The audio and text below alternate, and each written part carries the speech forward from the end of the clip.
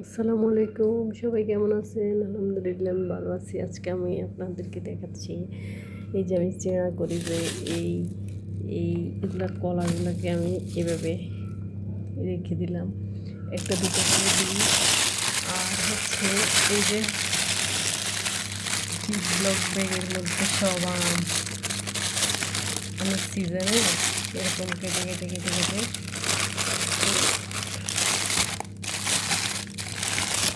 এই যে এরকম করে করে আমি ফ্রিজের মধ্যে রেখে দিই। এটার মধ্যেও আম আর এটার মধ্যেও আম। এই যে এক প্যাকেট নিয়ে ছেঁড়াগুলা করি, এরকম করে রেখি।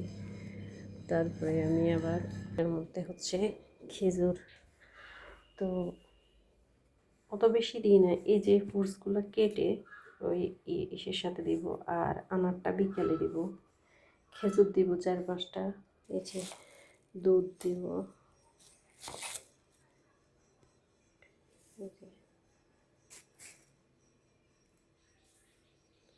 আমি আম কলা দিয়ে দিলাম, আর একটু লবণ দিলাম। এই যে খেজুরগুলো দিয়ে দিলাম।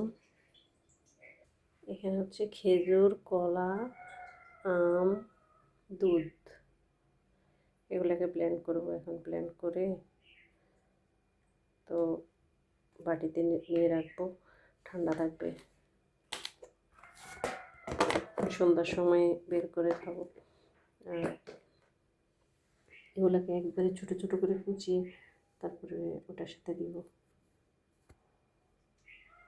অত বেশি তো দিই না, দেখতে মনে হয় যে অনেকগুলো। ঠিক আছে,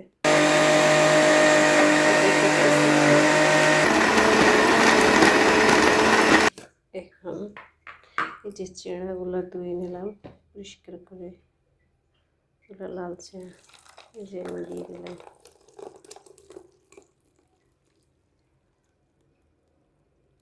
ঝামেলা শেষ। এত মজা হয় খেতে, আপনারা এইভাবে বানিয়ে খাবেন, দেখবেন কোনো গ্যাস্ট্রিকের সমস্যা হয় না। ভাজা পোড়া খেলেও কোনো খারাপ লাগে না। এরকম